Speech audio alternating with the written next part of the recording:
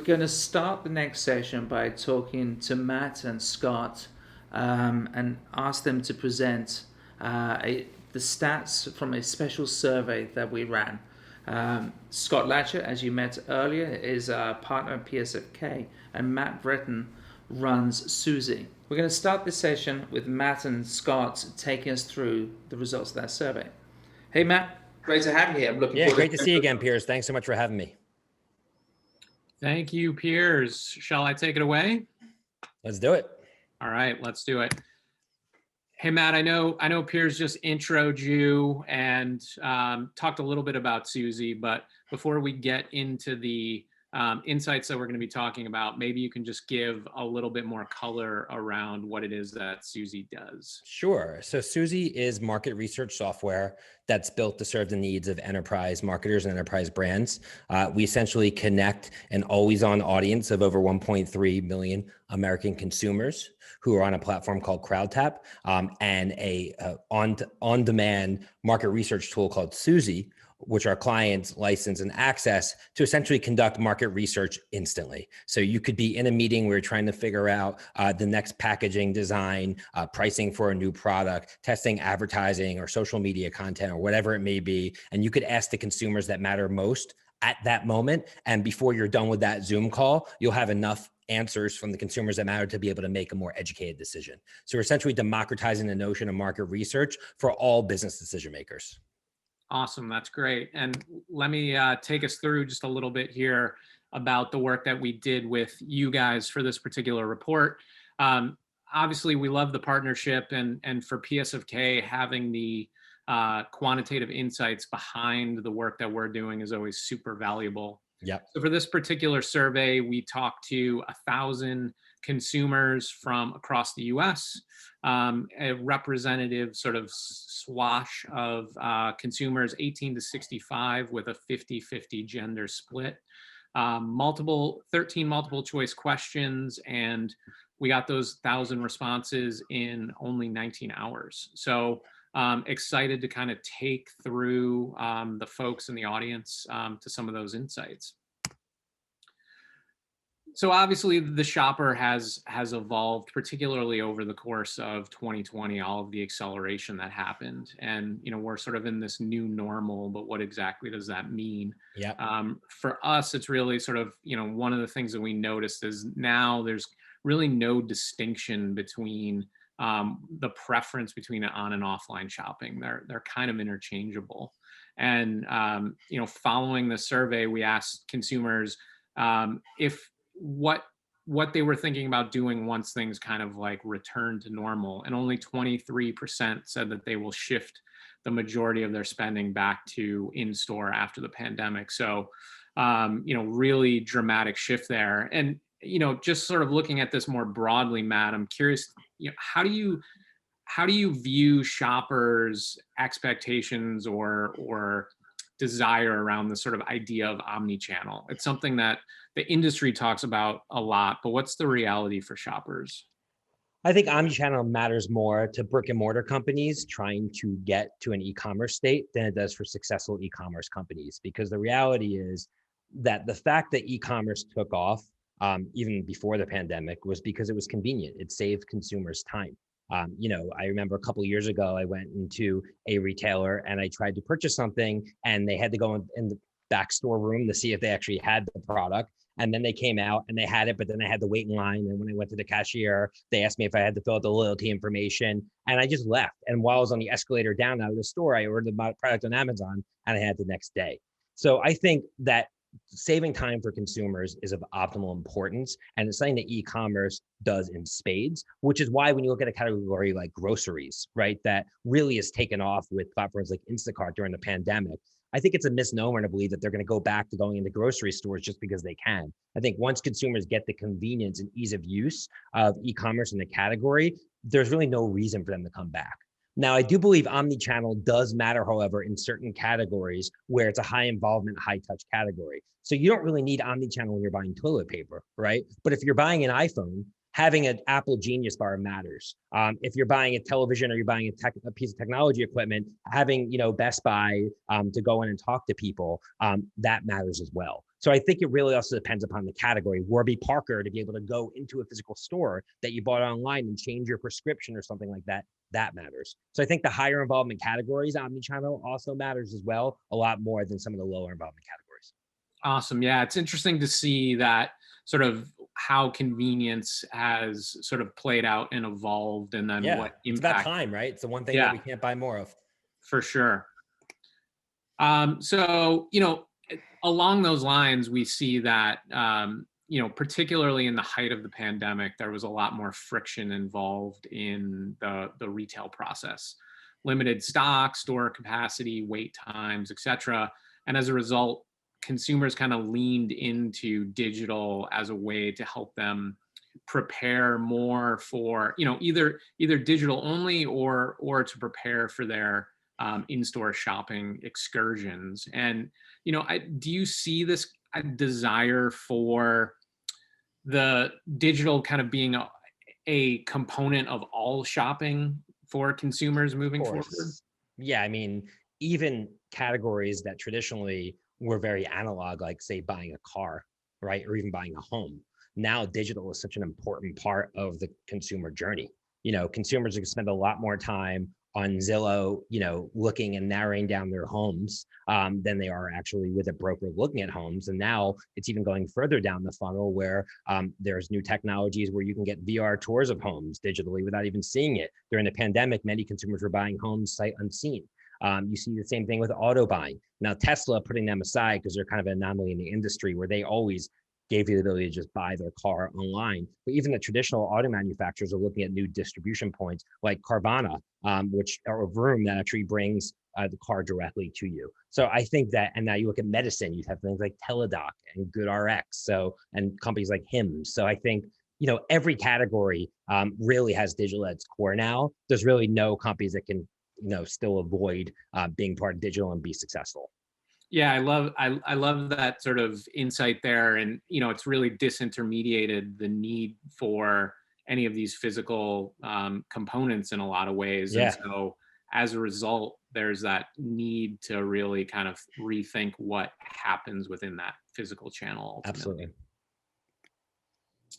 Absolutely. The other thing that we're seeing is, again, sort of maybe taking a step further is from that sort of digital first kind of approach to shopping, whether it was, an online only journey or then moving into a physical store, Yeah. that the expectation around what happens in that physical space changes. A lot of that's being driven by the mobile phone as well. And so I wonder if you can just talk about the role of mobile within that sort of broader, retail journey, but particularly Sure. as it sort of functions within the store experience. Yeah. So the pandemic was interesting in that, companies like Dell, which were selling desktops and really got hurt a lot by the move to mobile and mobile commerce. Now all of a sudden they're seeing, re-engineered growth, and you're seeing it happen with the chip companies like AMD and Intel, because now everybody at home needs a desktop computer because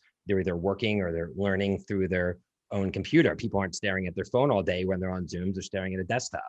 So that has also made an impact and kind of created a renaissance in desktop shopping versus just mobile shopping. The question is, and the reality is people aren't going to throw away their desktop computers. The home offices and the bigger homes they're moving into are still going to exist post-pandemic.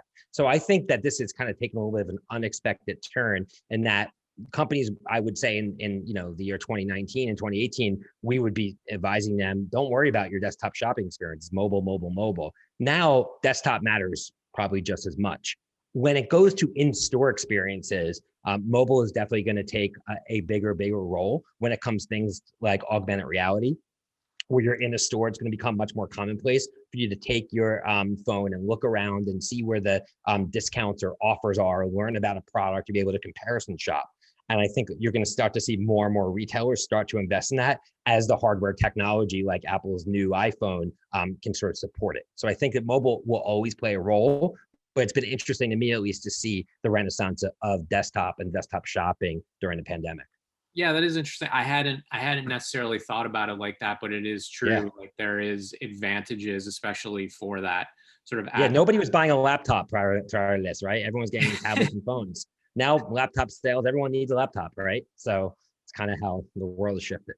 Yeah, and One of then many ways. when we think about the in-store experience, things like 5G as well will ultimately kind of push things forward too. Yep. So then, again, kind of looking more at the physical store, we saw that as a result of the sort of changing habits and the way people were expecting to interface with the store, particularly in the height of the pandemic, we saw a huge growth in things like, order online, pick up in store, Yeah. curbside pickup, et cetera. And, I'm curious, do you see these things being sort of remaining essential for consumers in moving forward? Yeah, I mean, we call that BOPIS, buy online, pick up in store. That really took off. I mean, one category, you look at QSRs. So like Starbucks, now they're shifting a big part of their model, or a company like Chipotle, to instead of, you look at Starbucks, they used to be about the atmosphere and the environment. And they invest in these very cozy stores where you buy the coffee and hang out there. And now what they've seen during the pandemic is they can accelerate their business by maybe shifting their model, focusing on digital, having people pre-order via the app, come in and grab it. It's a completely different business model. So that's one version of buy online, picking up in store, right? You have other big box retailers, Target, Walmart, et cetera, that understand that consumers don't really feel safe in big stores, or at least didn't during the pandemic, and like the convenience of being able to shop at their own leisure at their home, but wanted it that day, wanted that hour. So, what that gives consumers is, more confidence in how they're actually going to be able to get the product, that they can actually go pick it up. So I think that's going to stay. I think though, with the lower involvement categories, as Amazon Prime and now Walmart has Walmart Plus and all these, they're going to be delivering within a day anyway. So I think the need for consumers to actually go to a store and pick up stuff in the low involvement categories, I think that is a pandemic related thing. You almost have to think about what are things that you need now. Like I know I need my coffee at 9 a.m. in the morning. I can't wait till the next day to get it. So Starbucks will always need to have a store where I can pick it up. Toilet paper, maybe not, right? Maybe not so much unless I ran out and I need it. So, so I think there's certain categories where this is going to play out versus others. I think all these things are very category specific. Totally. And I mean, it's interesting because I think from our point of view, it's also in those instances where, let's say you're grocery shopping and you do 90% of your order online and you pick that up, and then that remaining 10% or whatever is what you might spend 20 minutes or a half hour in the store doing as That's well. right. So it's like a, interesting way of thinking about kind of combining those two and bringing some of that convenience into that store experience as well. Absolutely.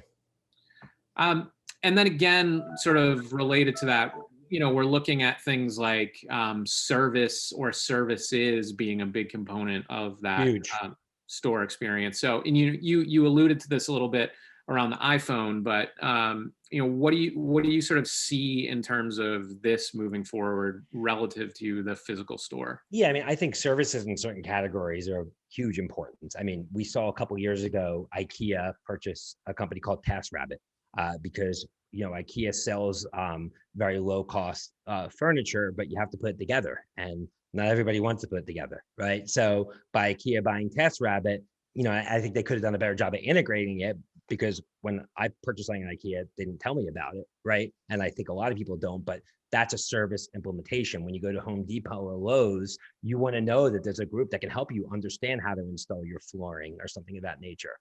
So and now you have companies like Lululemon, right, buying a company called Mirror, which is an in-home, connected fitness device. Now that's services in a different way because they're selling software as a services. It's actually living on the hardware.